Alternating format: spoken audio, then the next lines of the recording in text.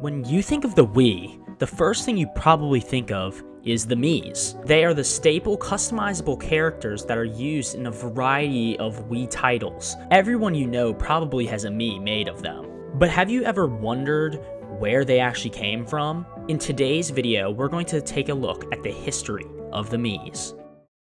Alright, the start of our journey is going to take us back. I mean, way back. Like 300 years back. Around the 1600s, a popular toy for many were Kokeshi dolls. These are the foundation of what we now know today as modern Miis, and what would eventually give Shigeru Miyamoto the inspiration to create these iconic characters. Alright, well, we know what their inspiration was, but where did they first appear? Actually, many think that they first appeared on the Wii, but you would be mistaken. They weren't officially called Miis, but in Mario Artist Talent Studio, there were these customizable 3D characters. If you're from the States, you probably have never heard of this, because it was a Japan exclusive on the N64 disk drive. They were able to be customized and animated into little movies if you saw fit. Now it's time to get some more recognizable territory. The Mii's debut on the Wii. In 2006, Miis were introduced alongside the Wii, and you were able to create Miis on the Mii Maker. This channel came pre-installed on your Wii. If you want to check out the video where I explained all the channels on the Wii, it'll be in the top right corner. Anyways, Miis were playable in certain Nintendo titles.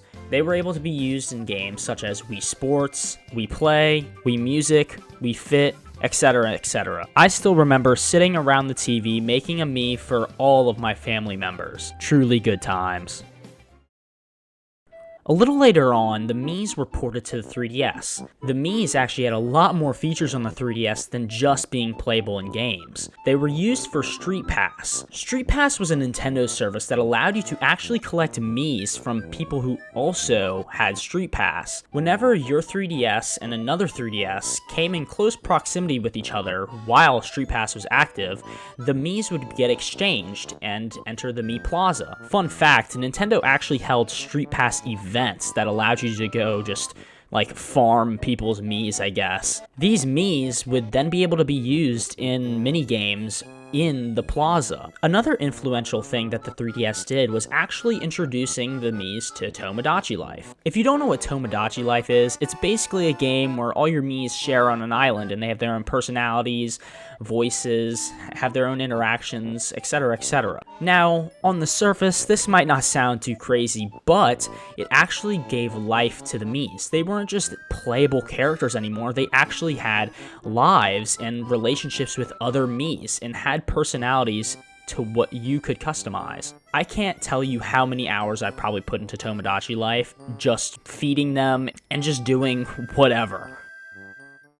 Now, the Wii U era wasn't too much different from the Wii era. You could still play them in games such as Smash, Mario Kart, and you could also use them in Wii Sports and all that stuff. But at this time, they were kind of getting phased out. There weren't that many Mii exclusive titles just being released. You mainly had to rely on older titles or just reboots of previous titles. Finally, we're on to the Switch era, and at this point, Miis have been completely eradicated. I mean, for crying out loud, they got left out of the Switch sports game. Like, come on, that was a perfect opportunity to introduce the Miis to the Switch. The only implication that they really have now is for your Switch profile picture, Ultimate, and Mario Kart 8.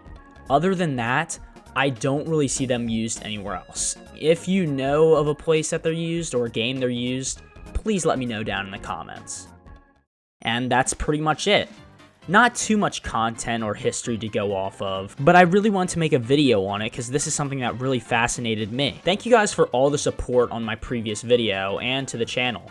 If you would like to, please subscribe. I honestly really appreciate it. And with that being said, thank you for watching, and I'll see you in the next one. Bye!